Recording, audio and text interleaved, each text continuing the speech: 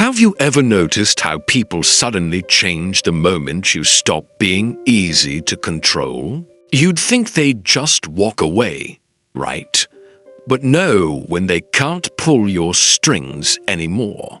They shift tactics. They don't give up. They manipulate. They guilt trip. They distort your words, whisper behind your back. All of it just to make you question yourself. You might think you're simply living your life, but in the shadows, they're subtly trying to reclaim control. That's not just manipulation, it's psychological warfare. And most people don't even realize it's happening until it's too late. But Stoic philosophy teaches us something powerful. True strength isn't about controlling others. It's about refusing to be controlled. So let me ask you, are you truly free? Or are you still dancing to someone else's tune, without even realizing it? If you've ever felt this tug of war in your life, stay with me, because the final tactic they use is the most dangerous of all. But first, let's understand this through a story. One that reveals how personal freedom can make others deeply uncomfortable. This is the story of Adam. Adam was a man who walked his own path. He made choices based on his values, not on pressure from others. At work, his boss couldn't intimidate him. Among friends, he resisted manipulation. Even within his family, he set clear boundaries, lines many found hard to accept. Adam thought this would earn him respect. But something strange happened. The people who once praised him started turning on him. Friends who used to admire his confidence now called him selfish. Colleagues who once relied on him began spreading rumors behind his back. Confused and disheartened, Adam turned to a wise mentor, Mr. Carter, a retired businessman known for his sharp insights. "Why is it," Adam asked, "that when I stop letting people control me, they start turning against me?" Mr. Carter smiled, then led him into the backyard, where two horses stood, one tied to a post, the other roaming free. "Watch this," Mr. Carter said. He walked toward the tied horse. It didn't flinch. Then he approached the free one, and it immediately stepped back, cautious and alert. "Do you see?" he said. "People are the same. When they can tether you, they feel safe, predictable. But when you're free, that scares them, because they don't know what you'll do next. They can't control you." Adam frowned. "So what do? They try to break you," Mr. Carter replied. "They'll label you difficult, arrogant, selfish. Not because you're wrong, but because your freedom reminds them of how trapped they are." That night, Adam understood. People weren't turning against him because he was doing something wrong. They were turning against him because they had lost their grip on him. So he made a decision. He stopped explaining himself. He stopped chasing approval. He stopped letting guilt dictate his choices. And in that stillness, something powerful happened. The manipulators, they disappeared. The weak-minded, they faded away. But the strong, the truly strong, they stayed. Because real strength recognizes real strength. Let's begin with the first lesson. Number 1. They try to make you feel guilty. But here's the thing: once manipulators realize they can't control you directly, they don't disappear. They adapt. And that's when the real game begins. Let's talk about what happens when people realize they've lost control over you. They turn to manipulation. Some individuals feed off control. They crave the ability to shape your decisions, influence your behavior, and dictate how you live, always to serve their needs. But once they see that you're not easily swayed, that you stand on your own, they don't simply walk away. They just shift tactics. Instead of overt control, they begin to pull strings behind the curtain. They start playing with your emotions, subtle, calculated manipulation. They'll make you feel guilty, obligated, or even ashamed, just to steer you back into their influence. Here's the harsh truth. When someone can't control you openly, they'll try to control you indirectly. They'll guilt trip you.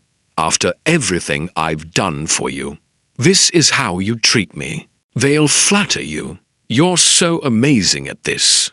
I don't know what I'd do without you. And if neither works, they create urgency. They play the victim. Anything to make you feel responsible for their emotions. And here's the kicker: it's never really about love or respect. It's about power. It's about keeping you in their grasp, but doing it in a way that's hard to call out. That's where Stoic wisdom offers a powerful truth. Lao Tzu once said, "He who controls others may be powerful, but he who has mastered himself is mightier." Still, self-mastery, that's the true path, because manipulators thrive on emotional reactions, guilt, doubt, fear. But the moment you recognize their tactics and refuse to engage, you take away their power. Think of manipulation like a chess game. Every move they make is carefully designed to provoke a reaction. They set traps. They expect you to panic. They count on you making a move that benefits them. But what if you don't? What if you stay calm, observe, and refuse to play by their rules? Then they lose, because the best way to beat a manipulator isn't to fight back. It's to stop playing their game altogether. I remember once dealing with someone like that. They had a way of always twisting things to suit them. One day, they asked me for a favor, something I wasn't comfortable doing. So I politely said no. But instead of respecting my boundary, they sighed and said, "Wow, I thought we were closer than that." And just like that, I felt it. The guilt creeping in. That quiet urge to justify myself, to explain. But then I stopped. I looked at them and simply said, "I know what you're doing." That single sentence, it changed everything. Their face froze. They tried to laugh it off. But they knew. They had been exposed, and from that moment on they never tried it again. Because that's the thing. Once you name the manipulation, it starts to lose its grip. So how do you protect yourself? First, recognize the signs. If someone's making you feel guilty, pressured, or emotionally responsible, pause and ask, is this a genuine request? Or is this manipulation? Second, stay calm. Be firm. The more neutral you are, the less they can twist your reactions. And finally, refuse to play. You don't need to argue. You don't need to justify yourself. You don't owe anyone an emotional explanation. Simply say no and move on. At the end of the day, manipulation only works if you react. But once you stop explaining, stop defending, once you stop carrying the weight of their emotions, they lose control. Master yourself. Hold your ground. Your life, your choices belong to you. Number 2, they spread lies about you. Let's talk about what happens next. So what happens when manipulation fails? When they realize you're no longer emotionally reactive, no longer playing their game, they escalate. And one of the lowest tactics they resort to is this. They spread lies. When they can't control you face to face, they attack you behind your back.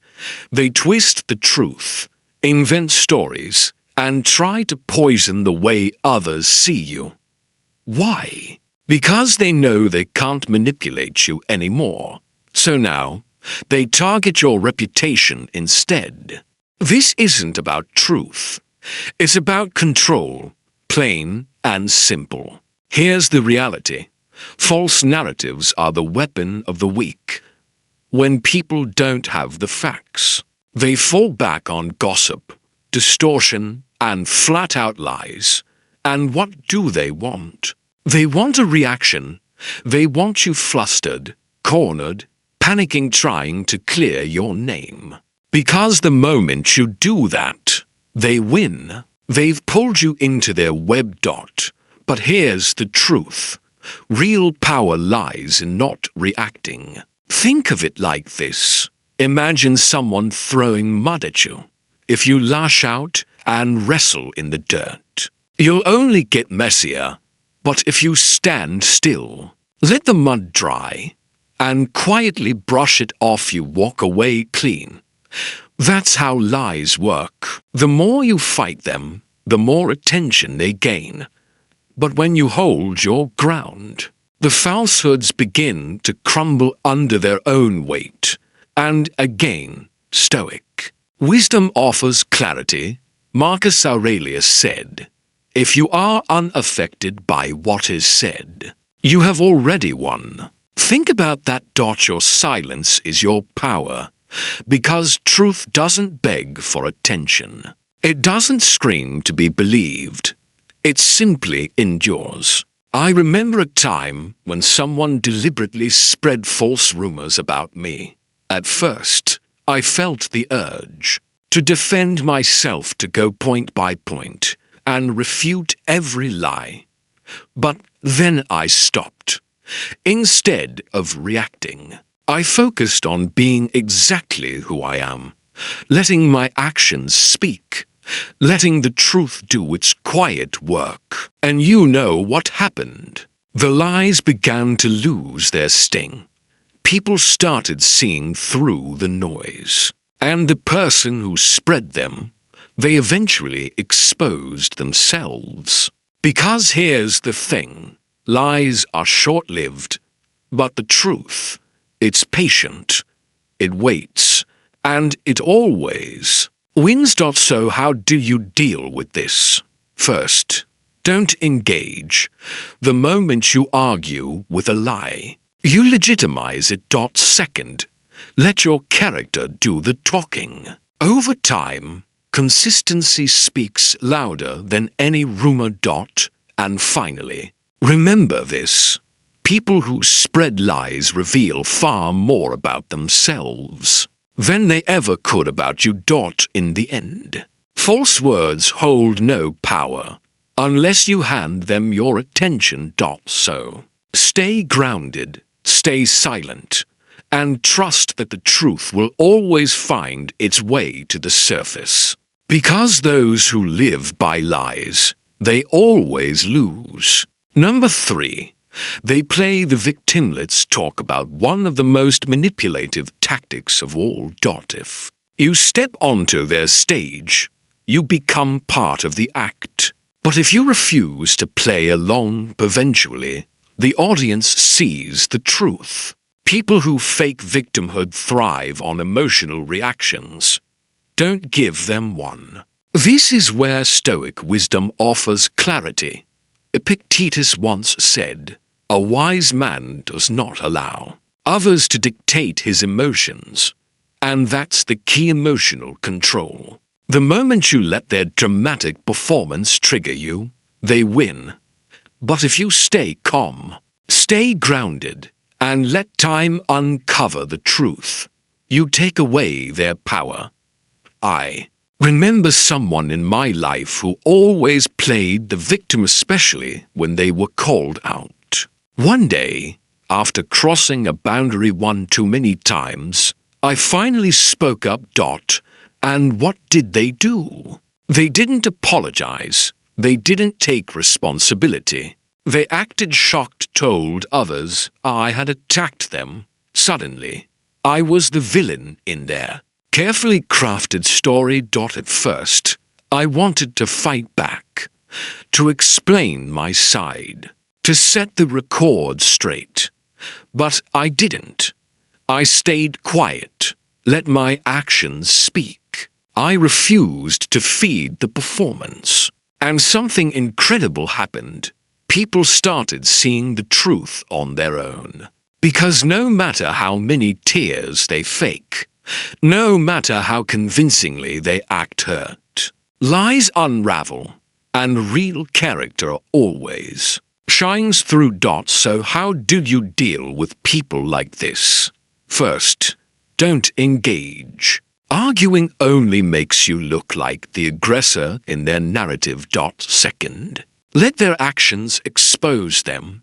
The more they lie, the more obvious it becomes. And finally, protect your energy. You don't need to explain yourself to those who already doubt you. Truth has a way of surfacing without your help. At the end of the day, manipulators use victimhood as a weapon, but only if you give them an audience. The best response? Stay calm, stay quiet, let reality do the talking. Because in the end, truth always outlasts performance. If you found this valuable, hit like and subscribe for more powerful insights. Number 4.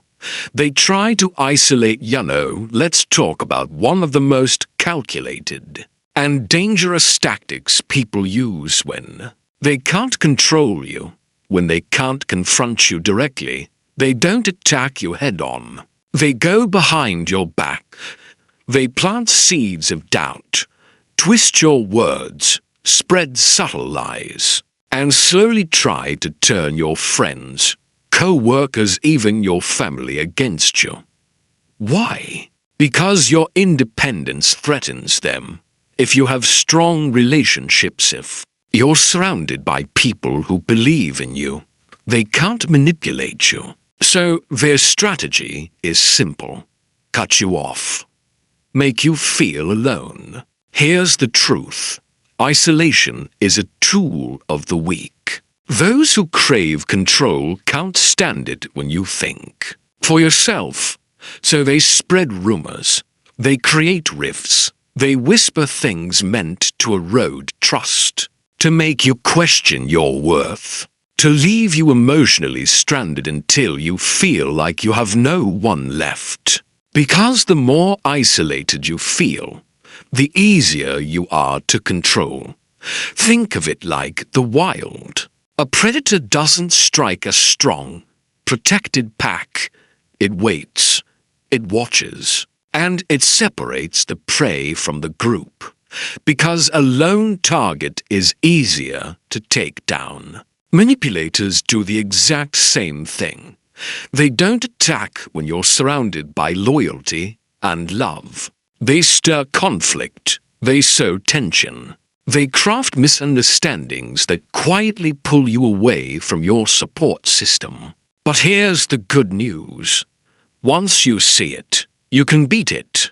And again, Stoic wisdom lights the path. Seneca once said, "Associate only with those who improve you. Avoid those who would pull you down." That's the key. Surround yourself with people who strengthen you, not those who divide and manipulate. Because true allies will see through the lies. They will sense the shift, and over time, they will recognize who's real and who's playing a game. Some people were never meant to stay, and sometimes it takes betrayal to reveal who they truly are. I once knew someone who slowly and deliberately tried to turn others against me. It didn't happen all at once. It started with quiet, subtle remarks. I don't know if you can really trust them. Then came the exaggerations, the twisting of my words, the behind-the-scenes drama designed to make others doubt me. First, I was furious. I wanted to confront them, to defend myself, to shout the truth. But then it hit me. The more I fought back, the more I handed them power. So I stopped reacting and started reinforcing. I poured my energy into nurturing real relationships.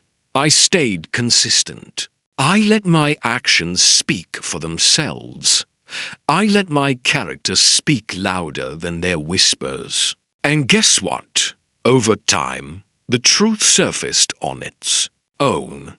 The people who truly knew me stayed, and the ones who believed the lies. They were never really on my side to begin with. So how did you handle people like that? First, stay calm. Every reaction you give is fuel for their fire. Second, protect and deepen your real connections. People who know your heart won't be fooled for long. And finally, don't chase those who walk away. If someone is easily swayed against you, let them go. Because at the end of the day, those who fear your independence will always try to isolate you. But they can't destroy what's grounded in truth. Stay strong. Stay connected. And remember, real relationships don't crumble because of someone else's lies. Number 5. They challenge your confidence. Let's talk about one of the most subtle but dangerous ways people try to regain control. They chip away at your confidence. They won't confront you directly. Instead, they whisper doubts. They ask loaded questions. They make you second-guess your own instincts, your own strength. Why? Because if they can make you question yourself, they regain power. Here's the truth. When people challenge your confidence, under the guise of just helping or being realistic, it's often not advice. It's a test. They want you to hesitate, to look to them for reassurance, to seek their approval. Because the more uncertain you feel, the easier it is for them to steer you. Think of it like crossing a bridge. You're walking confidently until someone beside you says, "Are you sure it's safe? What if it collapses?" At first, you ignore them. But the more they talk, the more you wonder. Not because the bridge is unstable, but because they've made you doubt it. That's exactly how confidence works. Your judgment is solid, but manipulators create tremors in your mind. The trick: recognize the tactic and keep walking.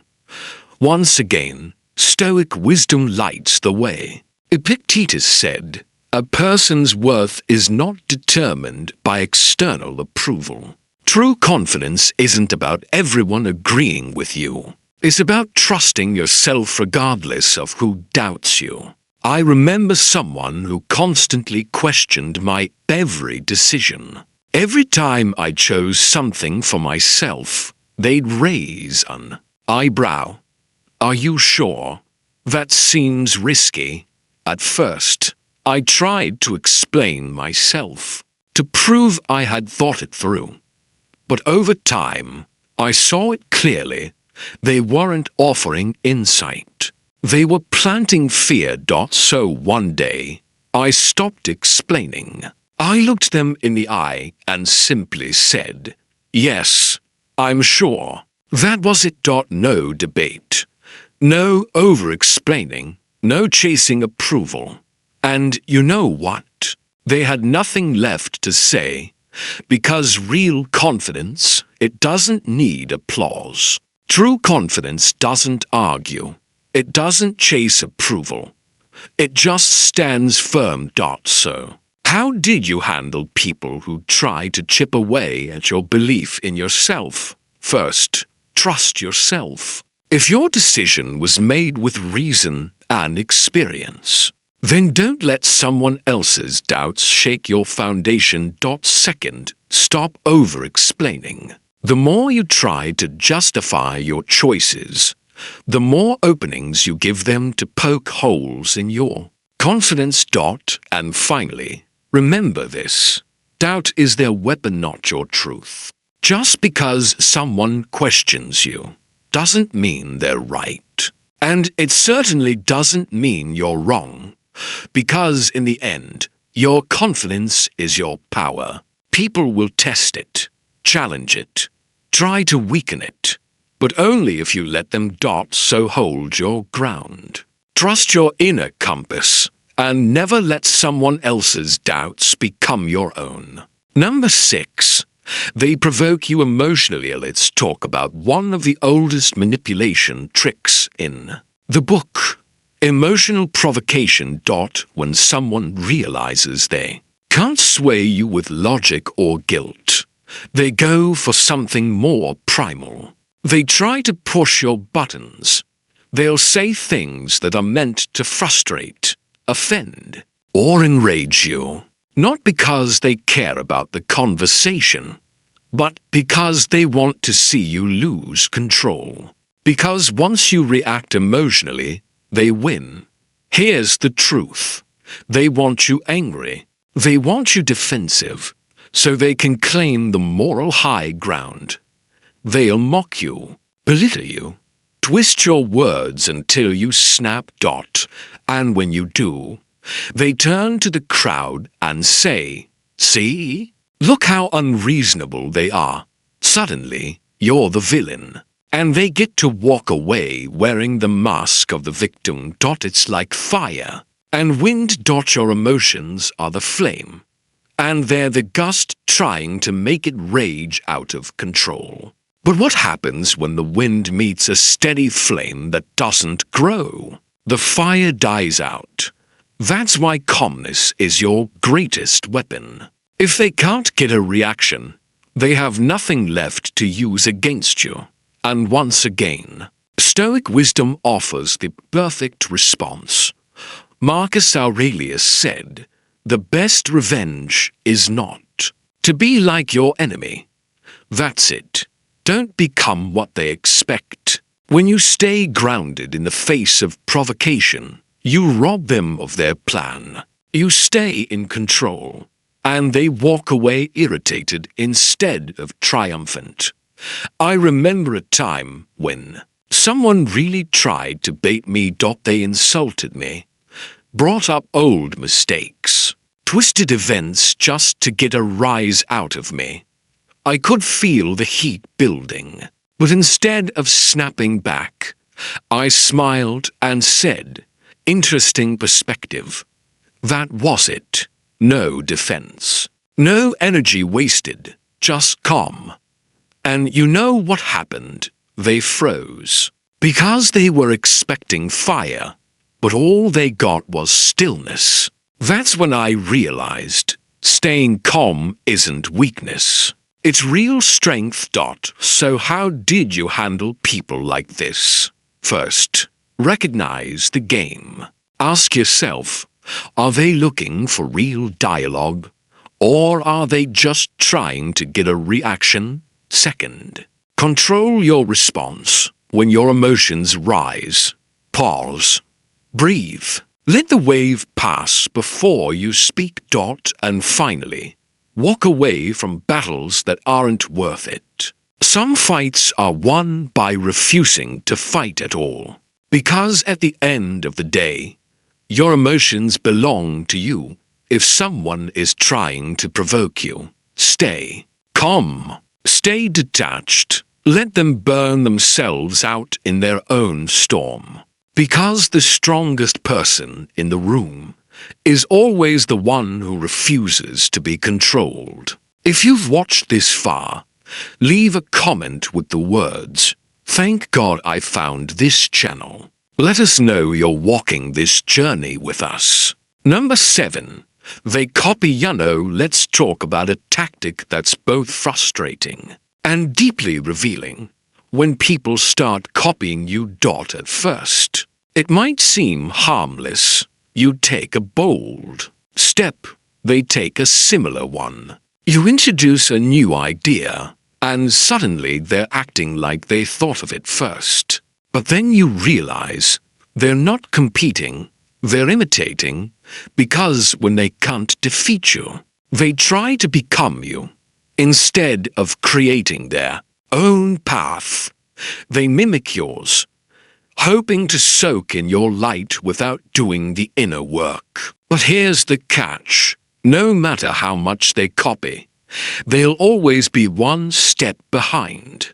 Imitation may fool people for a moment, but it can never replace the spark of originality. Think of it like this. The sun shines, the shadow follows, but the shadow can never shine on its own. That's what copying is, a hollow reflection of something real. Because no matter how hard they try, they can never replicate what makes you you. And here's where Stoic wisdom cuts deep. Seneca once said, "Character not. Imitation defines a person. Your value isn't just in what you create, it's in who you are." Someone can borrow your words. They can mimic your style, even try to recreate your moves. But they can't copy your mind, your experience, your essence. I once had someone in my life who copied everything I did. Every time I made progress, they followed suit. When I took on something new, they'd suddenly be interested in the same thing. At first, it felt like theft, like my work was being drained. But then I realized, the more they copied, the more obvious it became. They had nothing of their own. So one day, I changed everything. I pivoted in a new direction, and they froze, because followers don't know what to do when the leader changes course. That's when I learned, imitation is just proof that you're leading. So how did you handle people like this? First, stop worrying about them. If they're copying you, they're already behind. Second, keep evolving. Growth makes it harder for anyone to keep up. And finally, remember, imitation isn't flattery. It's insecurity. They copy you because they don't believe in themselves. But copies fade. Originality endures. So keep leading. Keep creating. And let the imitators wear themselves out trying to catch a light they'll never reach. Number 8. They wait for you to fail. And now, let's confront the harshest reality of all. Some people don't support you. They just pretend to. They smile in your face, nod at your dreams, even say, "I'm so happy for you." But behind those words, they're not rooting for your rise. They're waiting for your fall. Because your growth threatens their comfort. Your success challenges their own stagnation. And if they can't outshine you, they'd rather see you dim. Here's the truth. Some people aren't cheering for you. They're keeping score. They don't clap because they believe in you. They clap because they're watching, waiting for the stumble. And when it happens, they're the first to say, "I knew it." But here's where they fail. Your success doesn't depend on their belief. It doesn't need their applause. Think of yourself as a deeply rooted tree in a storm. The wind howls, the branches shake, but the roots, they hold. The people waiting for your downfall are like the wind. They make noise, they push, but they can't break you unless you let them. And Stoic wisdom reminds us again. Epictetus once said, "Do not waste energy on those who hope for your downfall." Your focus, it should be on growth, on becoming who you were meant to be, not on proving anyone wrong. I once had someone in my life who acted like they were supportive, but their words always had a little edge. Are you sure this will work? I mean, I hope it does, but we'll see. At first, I ignored it, but over time, I realized they weren't hoping I'd succeed. They were hoping I'd confirm their doubts. And when I hit a setback, they were too quick to say, "See, I told you this wasn't easy." That's when I knew they never truly believed in me. So I stopped explaining, stopped seeking approval, and focused on my path. The result, I succeeded, and their silence after spoke louder than all their fake encouragement ever did. So how did you deal with people like this? First, recognize the signs. If someone disappears when you win but shows up when you struggle, pay attention. Second, stop trying to prove anything. Your journey is yours. Your success is for you, not for their validation. And finally, let success be your answer. Keep rising. Keep evolving. Because nothing irritates a doubter more than watching you grow beyond their expectations. At the end of the day, some people treat your failure like it's entertainment. Don't give them the show. Succeed anyway. Rise anyway. Blast off. If this video resonated with you, give it a like. Share it with someone who needs to hear it. And make sure to follow Stoic Capsule for more content that empowers your mind and strengthens your spirit. Your support means the world to us. And as always, keep walking your path, not theirs.